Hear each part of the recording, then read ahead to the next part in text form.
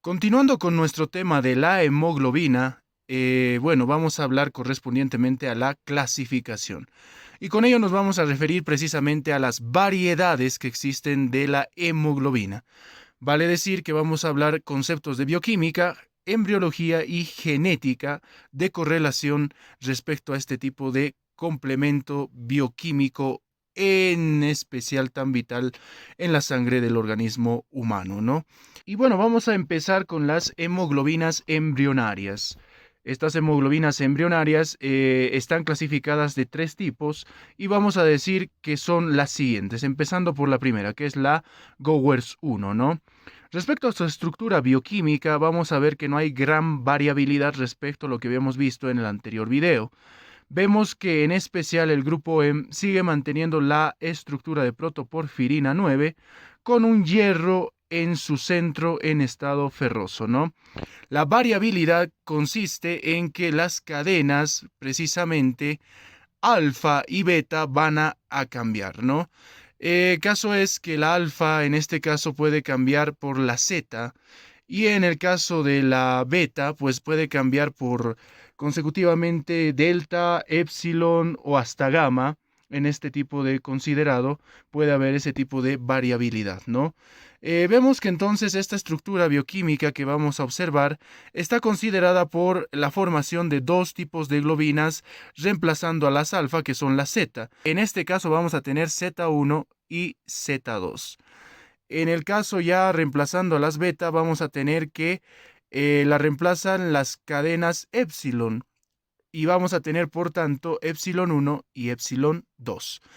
Bueno, cabe mencionar que este tipo de cambio se puede deber debido a que hay cromosomas específicos que pueden generar las cadenas alfa y zeta, que es el cromosoma 16, y en el caso del cromosoma beta, epsilon, gamma y delta, lo sintetiza el cromosoma 11, ¿no?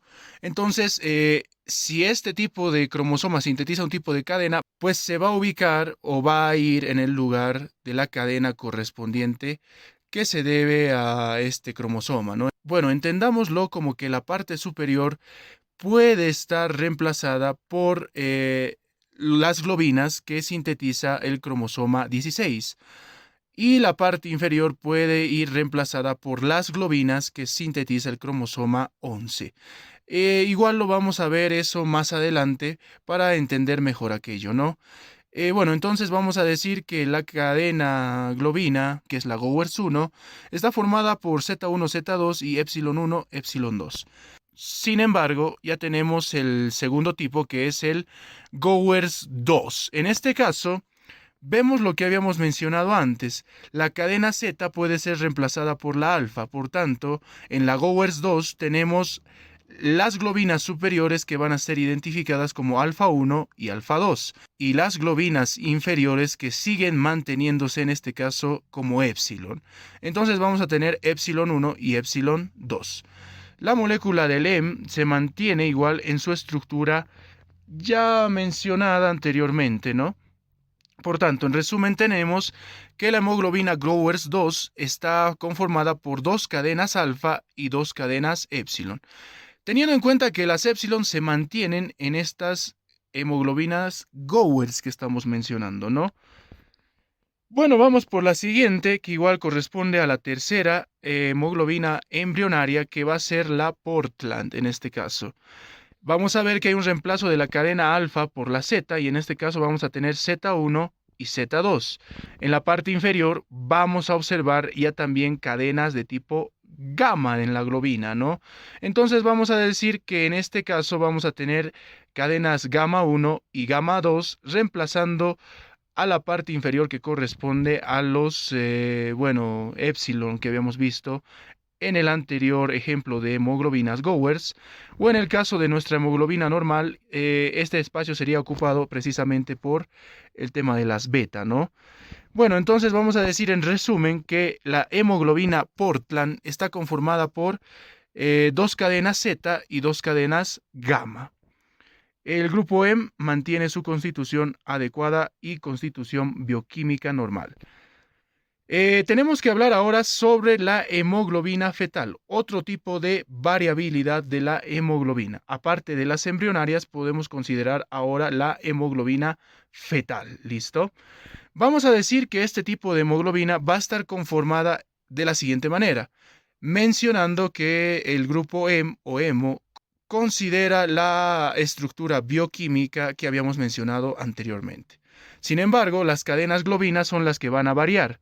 Vamos a tener como constituyente de las globinas el siguiente aspecto. Bueno, la región superior va a ser ocupada por cadenas alfa, en este caso alfa 1 y alfa 2. En la región inferior vamos a tener ya la composición de gamma 1 y gamma 2. En este caso, en respecto a la hemoglobina de Portland, vemos que mantenemos las gamas, pero sin embargo, las cadenas superiores son las que llegan a variar, ¿no? En resumen, podemos decir que la hemoglobina fetal o hemoglobina F está conformada por dos cadenas alfa y dos cadenas gamma en esta situación. Tenemos un resumen en nuestra pequeña tabla que vamos a ver acá respecto a las cadenas de globina de la variabilidad o variabilidades o clasificaciones que existen de las hemoglobinas, ¿no? Tenemos lo que habíamos mencionado, la hemoglobina A del adulto o hemoglobina normal, que decimos que está conformada por dos cadenas alfa y dos cadenas beta, ¿no? Sabemos que en el porcentaje del adulto tenemos también el tema de que es un 95 a 97% que está ocupada en proporción respecto al total de hemoglobinas que tenemos normalmente. Vamos a decir que la hemoglobina A2 también forma parte de la hemoglobina o cierto porcentaje de la hemoglobina del adulto. En este caso recordamos sus cadenas, que en este caso van a ser dos cadenas alfa y dos cadenas delta. La proporción que podemos encontrar normalmente va a ser de 0.5 a 3.5%. La hemoglobina F o hemoglobina fetal, que está constituida por dos cadenas alfa y dos cadenas gamma, tiene que ser en menor a 1, ¿no? En esta proporción podemos mencionar lo siguiente, que usualmente entre 0.5 y 0.8% es lo normal que podemos hallar en una persona adulta. Sin exceder el 1%, sin embargo, esto es variable según la literatura y variable según cada organismo humano vivo, ¿no? Sabemos que uno y otro no nos podemos parecer. Y bueno, vamos a decir lo siguiente, continuando con ello, vamos a mencionar ya las demás hemoglobinas. Tenemos la hemoglobina H, que bueno, en este caso estaría constituida por cuatro cadenas de tipo beta, ¿no? La normalidad en la hemoglobina del adulto debe ser cero, no debe haber este tipo de alteraciones. También tenemos que tomar la hemoglobina de Barth o Barths, que se denominan algunas literaturas, en la cual vamos a decir que está formada por cuatro cadenas de tipo gamma. En este caso también es patológica y no debe encontrarse normalmente, debe estar en el 0%, eso nos indica, en la hemoglobina del adulto. Las tres Gowers 1, que está formada por dos cadenas Z y dos cadenas epsilon, la Gowers 2, que está formada por dos cadenas alfa y dos cadenas epsilon, y la hemoglobina Portland, que está formada por dos cadenas Z y dos cadenas gamma, deben estar en proporción del 0% en la hemoglobina del adulto, ya que solo estos deben estar presentes en periodos que, bueno, no excedan el nacimiento, ¿no? Vamos a decir lo siguiente, tenemos esta esquematización donde tenemos las distintas cadenas, ¿ya? En la parte, digamos, de la región donde dice porcentaje de las cadenas de globina, podemos encontrar que se distribuyen en distintos porcentajes, en resumen.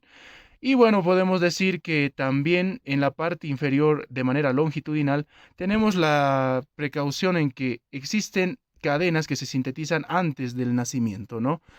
Lo que vamos a mencionar acá es que las hemoglobinas embrionarias llegan a sintetizarse mayormente entre la semana 4 y 13 de gestación y bueno, llegan a desaparecer ya después del nacimiento, ¿no? Llegan a entrar en descenso y desaparecen totalmente, ¿no? Por eso es que vemos una línea de punteado en la parte del medio y vemos que la cadena alfa que está en rojo sigue persistiendo después del nacimiento. La cadena beta, igual que está en azul, sigue persistiendo o va a seguir persistiendo después del nacimiento. Y finalmente la cadena delta, que sigue persistiendo después del nacimiento. Sin embargo, los constituyentes de las demás cadenas, epsilon, zeta y gamma, principalmente van a ir desapareciendo. Ya después del nacimiento es ya indispensable poder ver los tipos de hemoglobinas embrionarias, ya como habíamos quedado anteriormente y habíamos descrito anteriormente, ¿no? Bueno, hasta los 6 meses de nacimiento se puede considerar que la hemoglobina F pueda estar aún al 3%. Sin embargo, después de los 6 meses del nacimiento, tendría que corresponder al valor de menor al 1% de las hemoglobinas. ¿Listo? Las embrionarias, que están conformadas precisamente por cadenas epsilon, zeta y gamma, pues lamentablemente dejan de tener funcionalidad ya en la hemoglobina normal que habíamos descrito, ¿no? En este segmento, haciendo alusión a la línea lila, que es de la cadena gamma, que puede persistir aún también en la hemoglobina F después de la línea punteada del nacimiento, como estamos viendo, ¿no? Bueno, entonces sabemos que aún va a haber este tipo de descenso, claro, y persistencia de este tipo de cadena.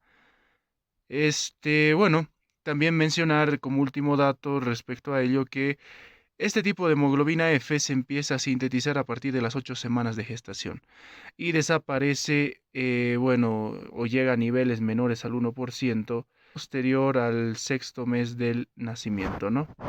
Espero que les haya servido y síganme para más contenidos.